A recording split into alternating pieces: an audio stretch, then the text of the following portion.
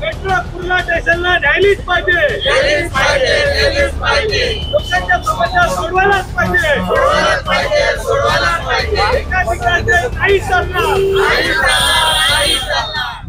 Kurla metro संघर्ष समितीच्या वतीने आज कुर्ला परिसरामध्ये जोरदार आंदोलन करण्यात येणार होतं. मात्र कुर्ला मेट्रो संघर्ष समिती आणि मुंबई महानगरपालिका आणि MMRDA यांच्या संबंधित अधिकाऱ्याच्या या आज बैठक आयोजित करण्यात आली. त्यामुळे कुर्ला मेट्रो संघर्ष समितीच्या वतीने जे आंदोलन होतं त्या आंदोलनाला आज स्थगिती देण्यात आली आहे. काय सांगाल, आज कुर्ला मेट्रो संघर्ष समितीच्या वतीने कुर्ला मेट्रोच्या संदर्भामध्ये आंदोलन करण्यात येत होतं, परंतु त्याला स्थगिती देण्यात आली, काय कारण आहे? एकतर आमच्या मागण्या आम्ही आज मीटिंग मध्ये ठामपणे मांडलेल्या आहेत. एक तर आमची पहिली मागणी की मेट्रो कुर्ला स्टेशनला नेण्यात यावी, कारण कुर्ला स्टेशन हे जंक्शन आहे.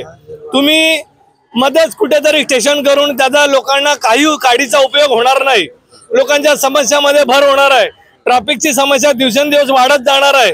दुसरी आमची मागणी अशी त्यांना मांडली की जो सरकारी नियम आहे, सुप्रीम कोर्टाची गाईडलाईन्स, मेट्रोची उंची 5.6 मीटर ती पाहिजे. एकतर तुम्ही सगोबर्वे मार्ग जुना CST रोड तिथून मेट्रो न्या किंवा शांत श्रीकृष्ण चौक आणि मेट्रोच्या स्टेशनची लोकेशन बदला. जर तेही शक्य नसेल तर तुम्ही पब्लिक इंटरेस्ट साठी खर्चाकडे बघू नका, कारण आयुष्यभर लोकांना त्रास होणार आहे त्याचा विचार करा. तुम्ही पब्लिक नोटीस कोणती दिलेली नाही, ही तुमची घोडचूक आहे. तुम्हाला फायर ब्रिगेडची परमिशन मिळाली नाही. सर्वात महत्वाची गोष्ट, तुम्ही सर्वांना गृहीत धरता, सरकारी संस्थेला सुद्धा गृहीत धरतायत. हे फार मोठा गुन्हा तुम्ही केलात.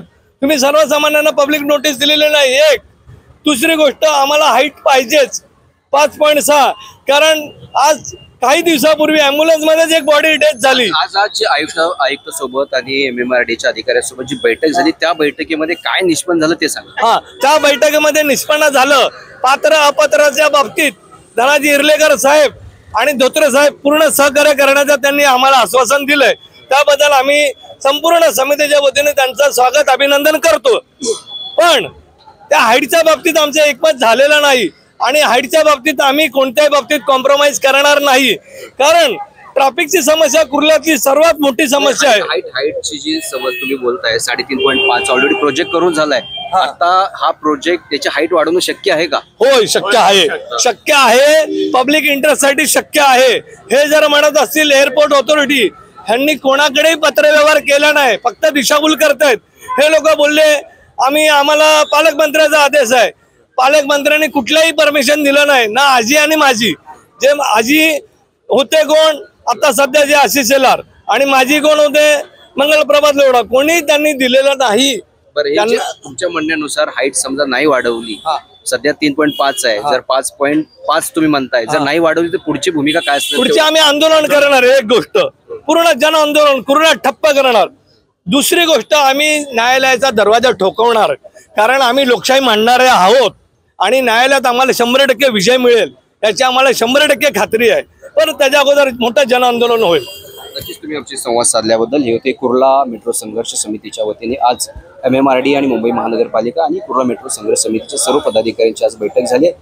मी गुणवंत दंगड, DRV न्यूज, मुंबई.